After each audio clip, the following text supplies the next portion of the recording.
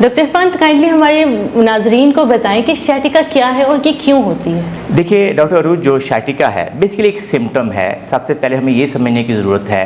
कि जो sciatica है, जो हमारी sciatic नर्व है, वो हमारी कमर से चौथे और पाँचवें मोहरे से निकलती है, यानी कि L4, L5, S1, S2, S3। ये छोटी छोटी रूट वैल्यूज़ होती हैं और वो हमारी हिप से होती हुई हमारी टांग में और फिर अल्टीमेटली लोअर लेग में जाती है। अगर किसी वजह से ये नर्व पे दबाव आ जाए,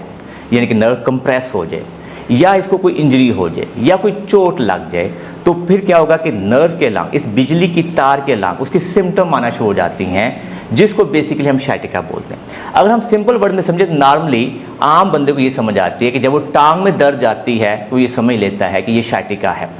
अगर हम इसको सिंप्लीफाई करने की कोशिश करें कि sciatica क्या, तो इसके 3 मेन काजेज़ होते हैं जो sciatica कॉमनली लोगों में देखी गई है। तो सबसे पहले जो नर्व है वो हमारी कमर के लेवल पे चौथे और पाँचवें मोहरे के दरमियान या L5 S1 के दरमियान में अगर हमारा डिस्क प्रोलैप्स हो जाए, डिस्क बल्ज कर जाए, डिस्क प्रोट्रूजन कर जाए, क्योंकि जो नर्व की रूट वैल्यूज़ हैं वहाँ से निकल रही होती हैं और वो जो डिस्क प्रोलैप्स होती है तो वो नर्व के ऊपर जाके दबाव डालना शुरू कर देती है। तो नॉर्मली अगर हमारी नर्व जो है अगर फ़र्ज़ करें L4 L5 लेवल पे कहीं पे कंप्रेस हो रही तो उसके सिम्टम आना शुरू हो जाएंगे। जैसे फ़र्ज़ करें हमारी टांग में दर्द आ सकती है, हमारी टांग में नमनेस, टिंगलिंग सेंसेशन आ सकती है, लोग ये सब छोटी छोटी जो चूंटियाँ जैसे रेंगती हैं, इस तरह की फीलिंग आना शुरू हो जाएगी। कुछ लोगों को ये होता है कि हमारे अंगूठा जो है वो सुन्न होना शुरू हो गया, हमारी उंगलियां सुन्न होना शुरू हो गई। तो ये उसकी सिम्टम्स हैं। अगर हम रियलिटी में देखा जाए तो जो सबसे बेसिक सिम्टम है वो आपकी पेन है। इसलिए जिसको भी sciatica हो तो सबसे पहले यूं ही उसकी टांग में दर्द जाए तो उसको हाई अलर्ट हो जाना चाहिए,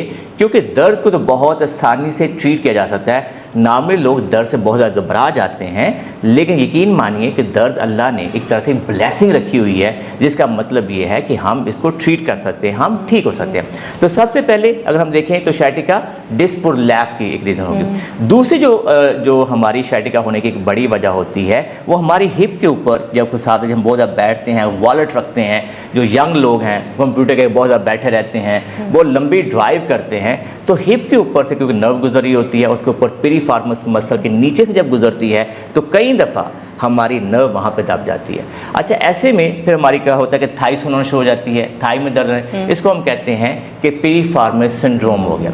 एक और कैटेगरी होती है जो कि ज़्यादातर बुज़ुर्ग लोगों में देखी जाती है, जो हमारे जो बुज़ुर्ग लोग हैं जिनकी उम्र 50-60 साल से ज़्यादा होती है, कि जब उनकी एज बढ़ती है तो आहिस्ता आहिस्ता जो मोहरे हैं उनके दरमियान में जो सुराख हैं वो छोटे होना शुरू हो जाते हैं, उससे भी नर्व दबना शुरू हो जाती है। लेकिन ये एक ऐसी